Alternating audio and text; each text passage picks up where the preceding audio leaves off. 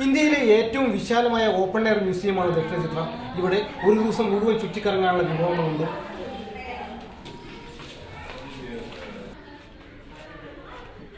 10 ഏക്കറോളം വരുന്ന സ്ഥലത്ത് ലാറി ബേക്കറുടെ രൂപകൽപ്പന അനുസരിച്ചാണ് ദക്ഷിണ ചിത്ര ഒരുക്കിയിരിക്കുന്നത്.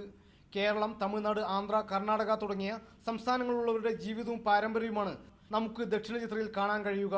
കേരളത്തിന്റെ മാത്രം പ്രത്യേകതയായ പുതുപ്പള്ളി വീടും മലബാറിലെ മുസ്ലിം ഭവനും തിരുവിതാംകൂറിലെ നാലുകെട്ടുമൊക്കെ അതേപടി ഇവിടെയുണ്ട്. തമിഴ്നാട്ടിലെ അഗ്രഹാരത്തെരുവും ചെട്ടിനാട് വീടും കണ്ടാൽ ആരും അതിശയിച്ചു പോകും.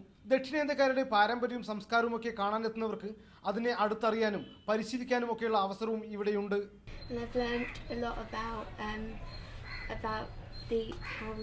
You do things around here, and it's been fun, and I made this.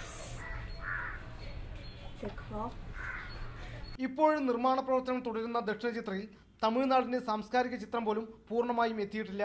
എങ്കിലും കാലക്രമേണ ദക്ഷിണേന്ത്യയെ മുഴുവനായും പ്രകടിപ്പിക്കാനാവും എന്ന വിശ്വാസമാണ് സംഘാടകർക്കുള്ളത്. There are 17 heritage houses, and the 18th one is going to be open to the public next month.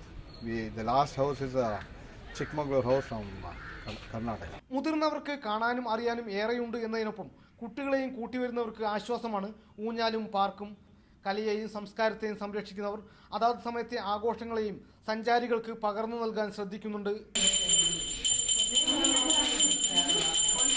ദക്ഷിണ ചിത്രയിൽ നിന്ന് G Prasad Kumar, Mathrubhumi news.